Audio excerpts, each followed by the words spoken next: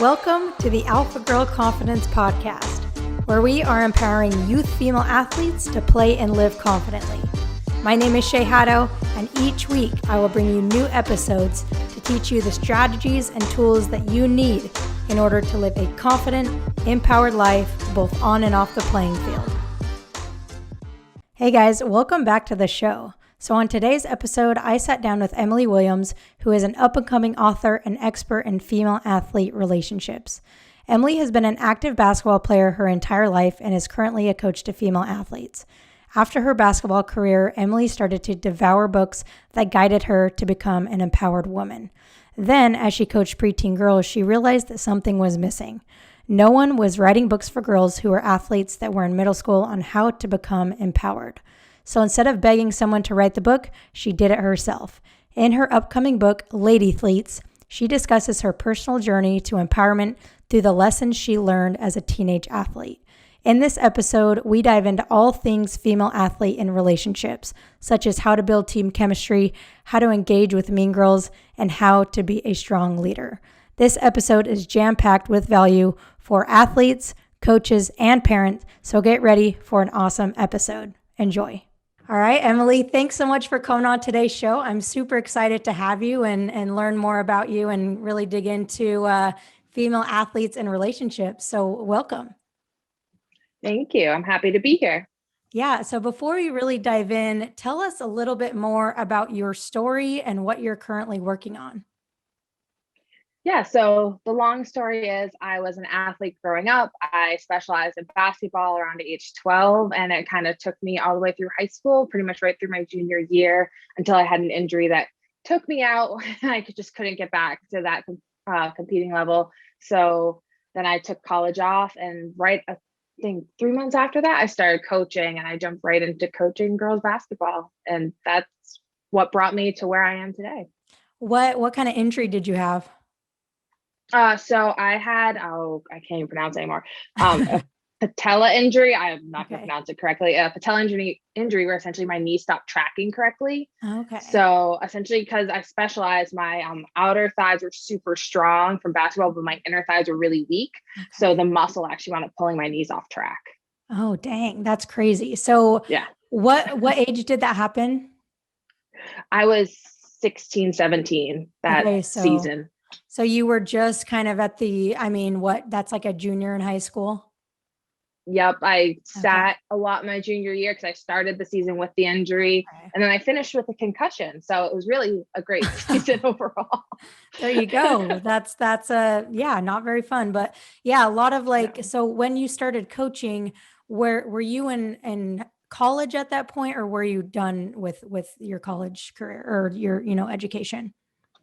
I just graduated that fall. I graduated a semester early. So I graduated that fall, and it was the next season. I was emailing the rec team being like, hey, the rec department, hey, do you need any coaches? Thinking I was going to get a rec team that played once a week. And they're like, we need our travel middle school team coach for the 7th grade girls team. So I just got thrown right in the deep end. Okay. When I started the coaching journey. Okay, nice. Yeah. And I know right now you're working on a book, which we'll definitely get into that more towards the end, but you're working on a book and you're doing a lot of really awesome stuff with, girls empowerment in sports and, and supporting other women. I know you on your Instagram, you're always posting about other women's in sports podcasts, which I think is really, really awesome. So a lot of the time, with the girls I work with, I get a lot of questions around how can I help my teammates like me, or how can I help my teammates build chemistry? So a lot of the female athlete and relationship, which I know you're an expert in. So one of the questions I got recently that I kind of want to start off with, that I think a lot of girls struggle with, is how can a girl create team chemistry as a new player on the team? So they just kind of came on the team. How can they kind of start to develop those relationships? So I had a player who was new to our team when I was a freshman in high school. She was new to our school and no one really knew her, but she fit in so well. She kind of was able to take that step back as someone who definitely is a strong personality. And she started to understand and learn everyone. She'd get to know them. She'd ask their name. What are you into? Where do you live in town? And she just started to really build individual relationships first. And once she understood everyone as a person, she then could start building that team chemistry and start getting people to work together. And because she was able to communicate with everyone because she took the time to get to know each person, which I think is so valuable. Coaches should do it and other players should definitely do it. I love that. Like that's so simple, but I think a lot of people think, oh, I have to go and do all these things when it's really like, if you want to form a relationship and chemistry, it's really, you have to get to know people on an individual level. So I love that, where a player comes in and it's not about, hey, this is me, look at me, be my friend, but hey, how can I learn about you and how can I,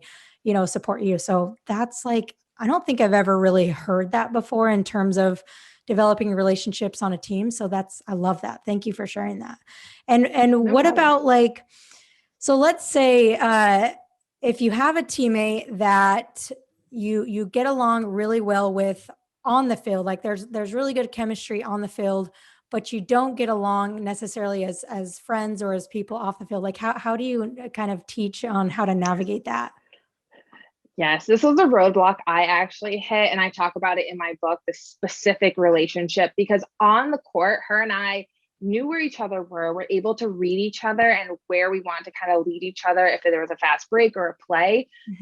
But everyone across the entire program, we were on JV at this time, across the program knew we didn't like each other outside the court to the point we were doing a scrimmage against varsity, and I dribbled intentionally into a double team. I pass the ball behind my back. She grabs and goes for the layup. Wow. And the two varsity girls were like, don't you two hate each other? Like, it was like a very well-known thing. And I think I approached it the wrong way. I hit it head on and I hit it with conflict. I didn't hit it with resolution. I never approached her to say, what's going on between us? I would just we would do different types of drills where it might just get a little too physical and it would just create this building tension. Yeah. And I would tell any player, don't do that. Don't hit conflict with conflict. It never goes well.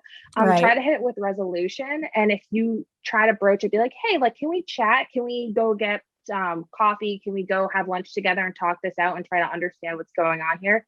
If that doesn't work, bring it to your coach, because some coaches don't notice that dynamic.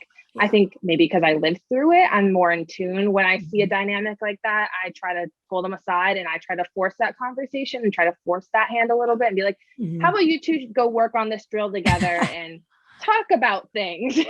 They look at me like I have 3 heads, but I've watched it happen by being the leader and forcing that hand a little bit. It does help break down the wall that's there. And why do you think that's important? Because a lot of people will say, well, like, as long as you're good on the court or on the field, like whatever, you don't have to like each other off the field, right? So why do you think it's important to have the relationship both on and off?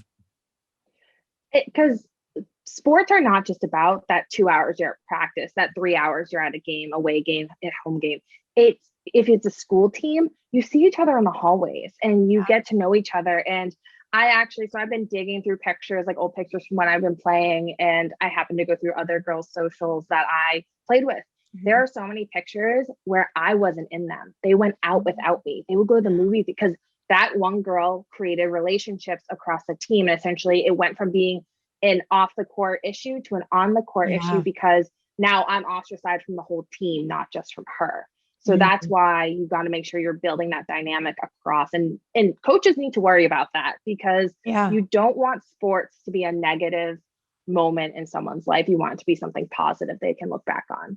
Yeah. Like that made me think of, like, I have players that I work with where, maybe they get along with their teammates on the field, but like, then they'll see their teammates going out and doing stuff, like maybe it's a tournament and they went out to dinner and they didn't invite the player. And so if there's a player that's kind of navigating, like feeling left out in those more social, activities and stuff, what is something they can do to feel more involved or to have a conversation with those people, let them know how they're feeling? Like, what does that look like? I think sometimes, groups of people are very similar. You tend to have leaders and followers just in every group of people. Try to find someone who isn't headstrong and is more receptive to having a conversation. So maybe not the leader of the pack, but someone who's, and be like, hey, why am I not getting invited? But don't come out that blatant, like start a normal conversation and lead into that and be like, hey, I really want to talk about why I'm not getting invited to the dinner after the tournament? Or why am I not included? Because if people are receptive to hearing these questions, I think girls are definitely receptive to it, especially if you broach someone who is at least nice to you on the court, and it can eventually get kind of worked into other conversations like, so next time can we invite so and so? And because I've seen that happen too, where I've had tournaments and we go out for lunch and then like 5 girls come, and then the next day 7 or 8 girls come because they decide to invite the other players as the weekend went on. So, and putting parents into this, right? If it's younger players, when, like, is there ever a time when you think parents should kind of like jump in and help, or do you suggest like, hey, it's on you, like, take responsibility for it? I think parents can also add to the toxic environment. So parents, I think, need to be aware of how they're interacting with other parents, because I've seen that as well, where I've had parents isolate another parent, and then that ultimately isolated the player. So parents definitely have to be aware of their relationships across the team. And I work with a lot of preteen girls too. Right. If you're dealing with 10, 11, 12-year-old girls and you're all going to go to lunch, invite the other players. But at that high school level, I think that's when they can start kind of standing up on their own. And if your child comes to you and says, hey, I don't understand what's going on, teach them ways to engage, and even role playing is really helpful. I've always found that helpful when an adult would engage in that with me and be like, how would you ask the question, and kind of work through that rather than, I don't know. I had an 80s mom, and the advice I always got was to ignore the problem. It'll work itself out. Yeah. And I love my mom, and it was such innocent advice. Like, if you ignore it, you won't feel anything about it. And that never was the case for me. I still felt something about it. I wanted to fix the problem. So making sure you're getting to a resolution rather than just pushing it aside. Yeah. And what I'm getting from all this so far is really, it comes down to communicating, right? Yeah. And the thing that I see with a lot of girls is that they are afraid to, we're just going to use the word confront, although I don't think that's even the right word, but they're afraid to have that conversation because they don't want to be seen as needy, or they don't want to be disliked, or like, how, preteens are, is it's like, it's always, what are these girls going to think of me? So how can girls kind of get around that fear of like being judged when trying to have those conversations?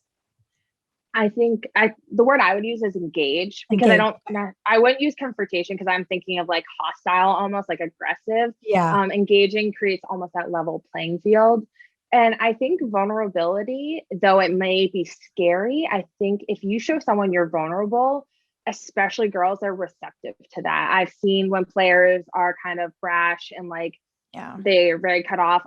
Those are girls I kind of stayed away from. But when I had a girl telling me or crying because her boyfriend just like texted her that he's breaking up with her in the middle of a tournament, I went over, I was like, let's work through your feelings so we can play well in the next game. Right. So I think vulnerability, as much as it's scary, it is a really powerful tool to open the dialogue. Okay. I love that. Because I think even in other contexts as well, like the more vulnerable you are, the more real you are, and the more people will hear you and listen to you and be like, oh, like they're just like me, like they're human too. So I think that's a really awesome point. Yeah, for sure.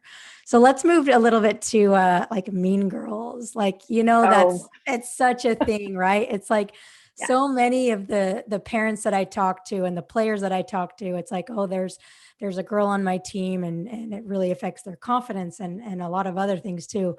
So how can a player, and then we'll kind of talk on the parent side too, but let's say there's a mean girl on the team that maybe they're criticizing them a lot on the field, off the field, court, whatever it is. How can a player engage with a mean girl and kind of stand up for themselves? I think exactly, they need to stand up for themselves, and they need to kind of call the person out on it, though.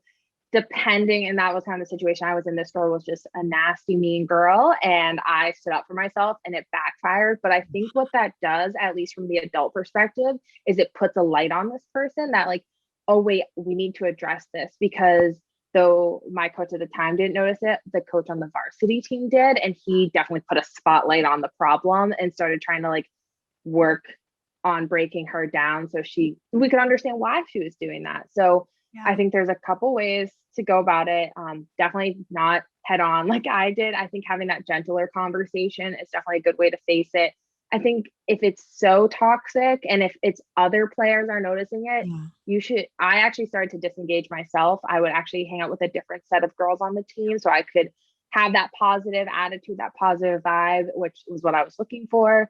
And then if it gets to a point, bring it up to a parent or an adult because you are still kids and it's okay to ask for help. You're not alone. And trust me, bullies are everywhere, workplace, sports, no matter where you are, there's going to be a bully, and bouncing that off someone who has more experience than you will always get you to a resolution.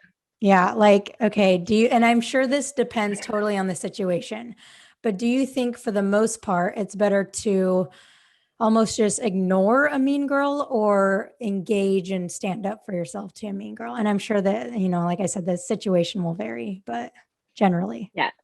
Yeah. So I think it depends on how far into the relationship you are. Cause I think if she comes at you first with a quip, ignoring it almost will, like it will confuse her. She'll be like, oh, you didn't react to me. And so she'll realize that that's not what bothers you.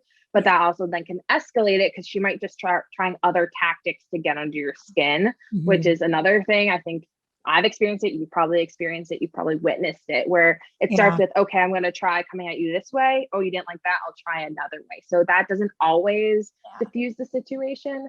So then after maybe a couple of attempts, you do confront and be like, why are you doing this? And I think asking the question why is really important because that will definitely, she'll be like, what do you mean? What she can't say, what am I doing? She'll be like, what are you getting at? And be like, why do you say these things to me? Why do you treat me this way?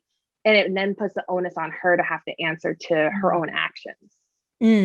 I like that a lot. Just asking why. That's because that's not coming at it from like attacking, confrontation, but more of just like having a conversation, engaging. So I think that's a really good place to start at least. Yeah. Yeah. And then again, if it doesn't get resolved between you two, bringing a coach or another adult into it is a definitely acceptable answer. And speaking of coaches, right? Because there are plenty of coaches that listen to this too.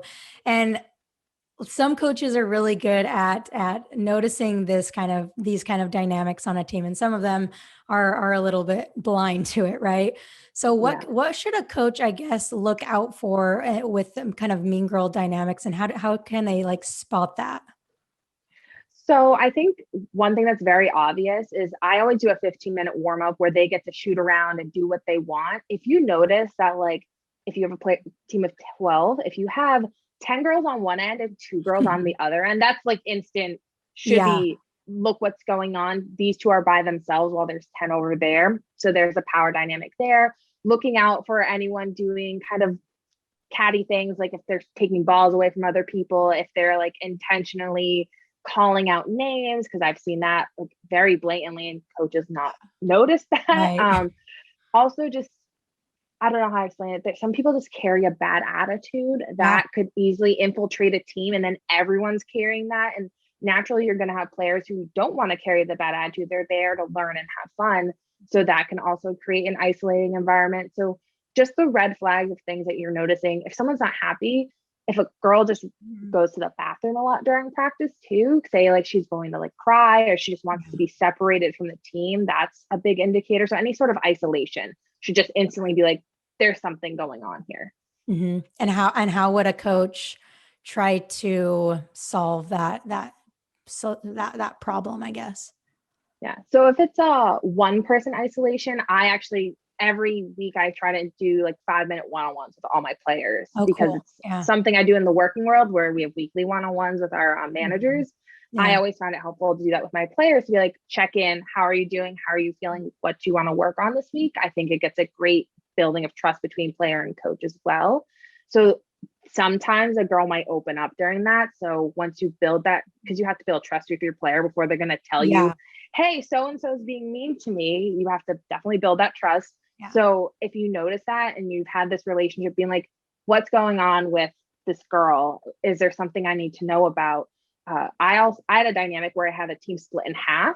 I essentially had 2 different halves of a team, which was crazy because I'm like, oh, this was not the dynamic I was expecting. I made them all sit, and I very intentionally made them sit in a specific order. And we did like what I called warm and fuzzies, where they had to pass the ball around, say something nice about the person who gave them the ball, say something nice about the girl who's getting the ball, and then say something nice about themselves.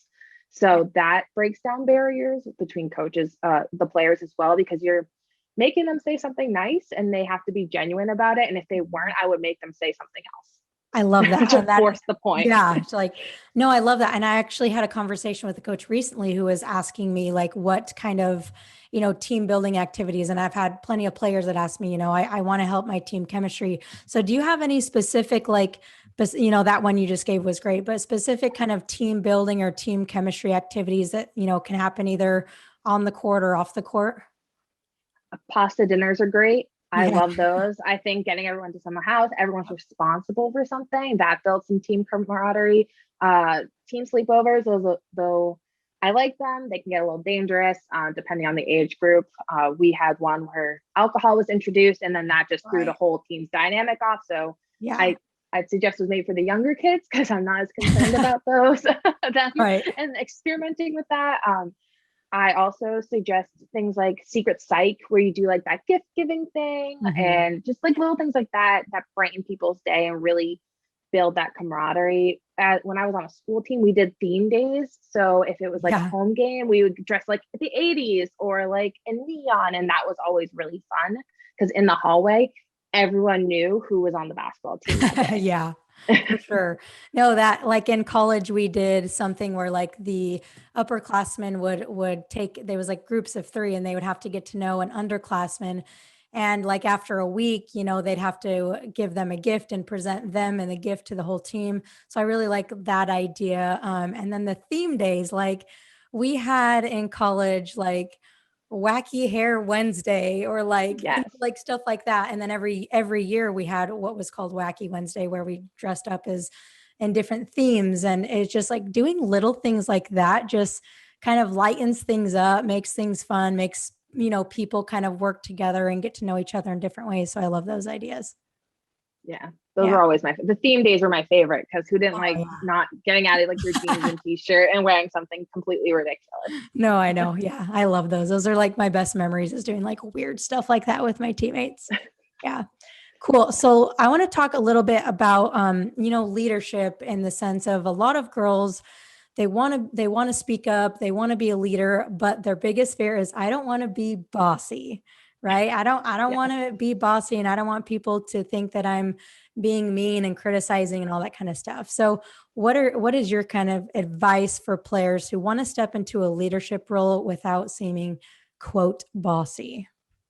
Yeah. So first of all, if little boys were called that name, it would be called a leader, not bossy. So that's absolutely totally a stigmatized thing, because girls, if they speak out, they're called bossy, and really you're not. You're just showing your leadership skills through your actions. So don't feel like you're going to be bossy. I think what you should be concerned about is being taken the wrong way by another player, like criticizing someone when you're really just trying to help. So something that I learned quickly as a coach, instead of telling a player what they were doing wrong, it's called a compliment sandwich. You tell them something they're doing well, then you give them the piece of advice you want to give them, then you give them another compliment. People are really receptive to that, because they're hearing the good things with the bad things. Something that happens if you insult someone, it releases cortisol. But if you compliment someone, it releases, I think, serotonin. And unfortunately, it takes way more serotonin to override the cortisol. Yeah. So that's why the compliment sandwich works, because you're hitting 2 compliments with 1 piece of criticism, but also being gentle about it. I hated being told by other girls my own age, like, you need to dribble better with your left hand. And I'm like, I know I do. Don't pick on my things and like my little things that I know I'm doing wrong. And also maybe asking like, hey, are you aware that? Because it opens up, again, opening up the dialogue, rather saying you're doing this wrong. You're asking if they know they are. And if they say yes, you can back off. If they say no, and then maybe they say, could you help me? Again, getting that conversation to happen rather than just like directions makes people more receptive to you. Yeah. And with the question of, hey, are you aware of this? Also could be asking permission, like, hey, do you mind if I give you some advice on how to shoot the ball better? Right. And getting permission to give the feedback also, because if they say yes, then it's coming from a place of help, not coming from a place of criticism. Exactly. Yeah. You just want to make sure as a leader, you're in control of the dialogue, and the dialogue always should be positive. It should never be negative, because especially at the age that these girls that we're talking about, at that preteen to teen, social acceptance is really important. And you don't want to seem like the negative Nancy, because then that can also, you could isolate yourself by accident. Yeah. And another point with leadership and giving, I love the compliment sandwich. Like that's something that I will tell my players to do as well. It's and parents too. I'll say same Yeah. thing to parents, but I think as a player, it's important if you are going to give feedback on something, you better be working your butt off to do that thing right, right? Because no one's going to listen to Yes. you if you're saying, "Hey, you need to work harder," but you're like lollygagging. Like that's never going to look right. Yes. Yeah. You never want to be. So yeah, I can think of a girl who's always really good at shooting. If she said, "Hey, do you want to work in shooting form?" I'd probably be way more receptive than Yeah. someone who I knew like they huck the ball. I'd be like, no, thanks. Yeah, I know, right? So if you're gonna give advice, like make sure it's not, no, we're not saying that you have to be perfect at the thing, but you at least have to be willing to try and to work hard and doing the thing. So yeah, that's great. Cool. Yeah. I want to talk a little bit about, we talked about being bossy and how Yeah. that's such a stereotype for girls. Like, why do you think, like, do you feel like in the parents that are parents now to preteens, do you feel like that's still a word that's overused, or do you feel like we're starting to get away from that? I would love to think that. Yeah. I have a friend who's a parent, and we were talking. She has a little boy, and they had a play date, and she was with two girls, and her Mhm. son's like running around, like doing all this stuff, and the girls just sat there, and she's like, "Girls are just so polite and so easy." And my Yeah. brain was like, "Do you know what you just said?" Like I had to stop her and be like, "Did you hear the words you just used?" She's like, "What do you mean?" I was like, your son is wreaking havoc, and these girls are just sitting and watching a movie and behaving, and you just like use diminutive words with them. And Mm. that still happens. I see it. I see parents doing it. I mean, I work with enough kids that I've witnessed it. So it's all Yeah. about cultivating in a positive way and supporting without having to like, if a person's yelling at if a girl is yelling at another girl, like to demanding to do something, I would say she's being bossy. But if she's saying, "Hey, let's go do this," and the other girl doesn't want to, you should be like, "That's okay." Now you have to, like, if we're talking about like little kids, that's okay. Suggest something else to Yeah. encourage the asking behavior instead of coming down and being like, "Stop being so bossy." Because really, she was just asking if we want to do something, and Yeah. little kids don't always understand no right away. Yeah. So And it's crazy. I was like, while you were talking about, I was thinking, like, when do we ever call boys bossy? Like, not very often. You know what I mean? no. It's like, no, no, they're natural born leaders. They're figuring it out. Let boys be boys, and all these ah, positive, encouraging things. We should be flipping the script and using them with girls, because as you can see, it's built their character, it's built their ego, it's built them up to feel confident, and we want to essentially translate that over to girls. yeah. I That'd mean, be nice. yeah, like how can parents, I guess it obviously first comes awareness and like how you're using those words, but like what can they do to kind of flip the narrative around those what's the word used? Not derogatory, but that's definitely not the word. Demi- Demeaning. Yes. Diminutive. Yeah. Diminutive. Is that the word? Yes. That's a Yes. great Like, word. There you go. Latin classes serve me well. There you go. So how can they kind of, be more aware of their language with those words and start to kind of shift the narrative around those? See how your child reacts, because sometimes it might not be the word, it might be the tone.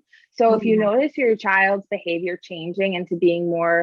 uh more like, they I don't want to say like submissive, but going from being this big outgoing kid to all of a sudden being like quieter and more just like taking suggestion rather than like coming up with their own ideas, that could be one way, because then you definitely know at this point your lessons of tone has switched what they're doing. So I think supporting them when they have an idea, or instead of telling them no, redirections are really positive way, just so they keep their confidence up, and you're supporting them, you're just redirecting it to something you want them to do.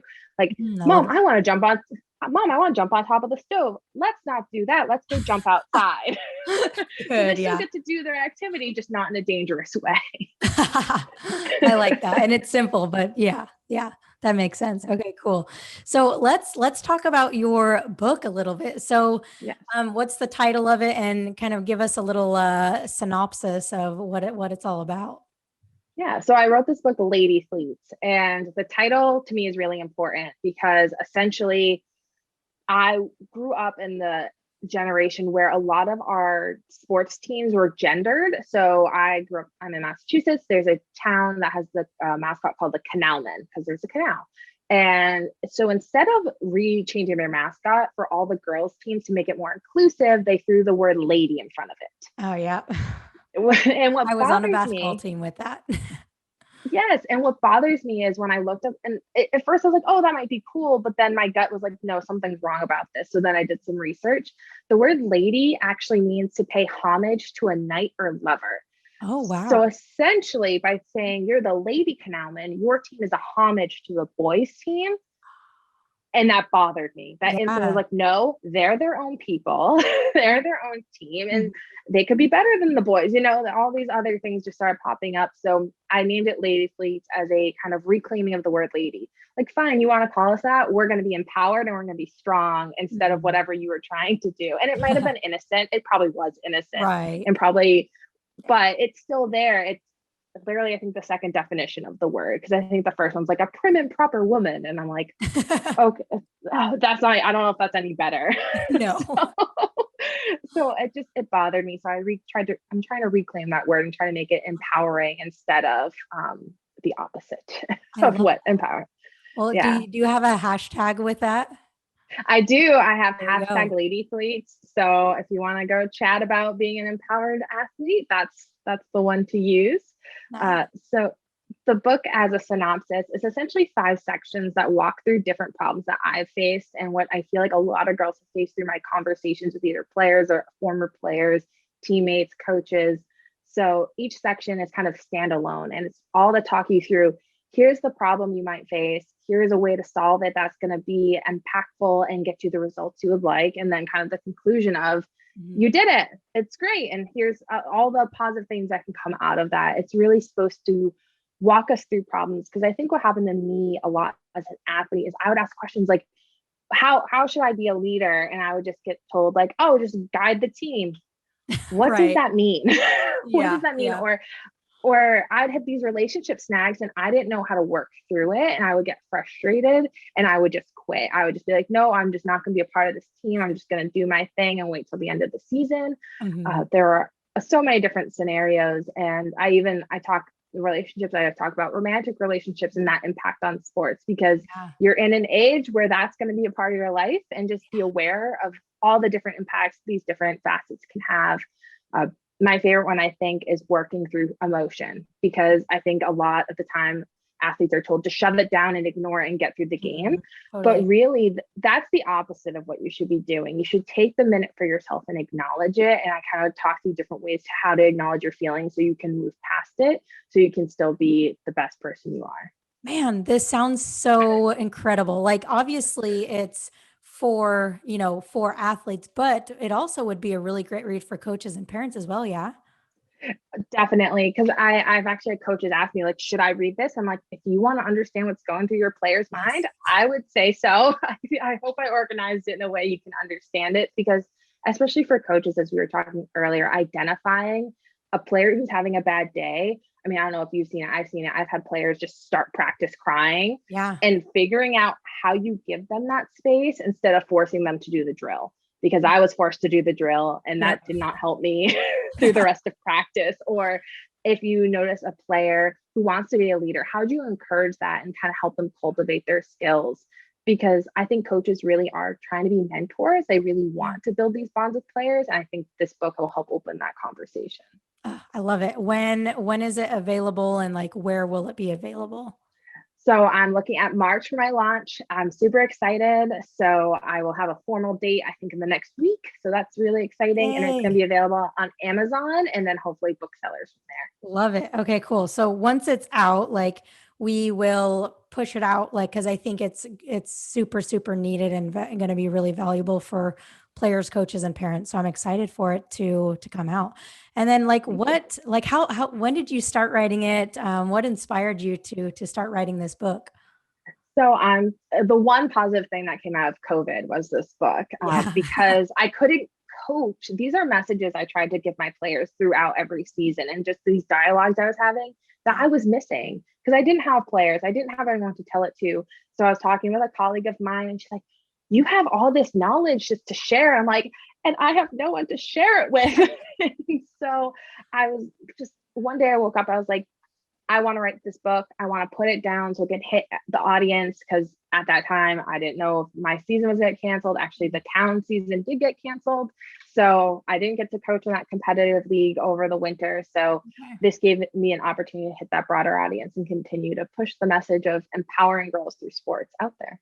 Love it. Well, I'll just tell you, as a fellow author, there is nothing more fulfilling than putting a book out there and just seeing, girls read it and get a lot out of it. Like when I wrote my book, I was like, I don't know how well it's going to do. And if it helps one girl, it was worth it. And it's done awesome. So I think yours will do the same. And I'm super excited to read it myself. Awesome. Thank you. Yes. No, that's how I feel. I'm like, if I can change one girl's life, I'm satisfied. I did my job and it was worth all the time and effort. Yep, absolutely. So when it does launch, so in the show notes, if we just link to your website, eventually people be able to find it there? Yes, they will. And also I'm going to send you a link from there. It will essentially get you my notes from the author. So you'll get a little sneak peek into my brain and behind the scenes and why I wrote the book. So you'll have that to also share in your show notes. Nice. Love it. Well, as we kind of bring this to a close, if you could offer like one piece of advice or maybe the most important lesson you learned as an athlete, what advice would you like to impart on the listeners? I think the biggest piece of advice is continuing to believe in yourself. As a person, as an athlete overall, you're going to have highs, lows, and plateaus, and just to keep working through them to know that there's always a better day coming. Oh gosh, mic drop. I love that. I don't want to drop my mic. I don't want to break it. No, don't do that. That was beautiful. And so in addition to your website, where else can people connect with you on social media, reach out to you, all that good stuff? Yes, I'm on Instagram at Coach Emily Williams. I'm on Facebook. That's still the author, Emily Williams. I have my website, emilytheauthor.com. And also I just joined the Female Athletic Network. So that's kind of another social media platform. I'm on there, Emily Williams. I'm around. Come find me. Yay. Awesome. We'll link all of that so that players, parents, coaches, all of the people can reach out to you. But thank you again so much for coming on. I know I got a lot of value on it, things that I'll take and teach to my girls. So I hope everyone listening got a lot of value on it. So thank you, Emily, for coming on. I appreciate it. Awesome. Thank you.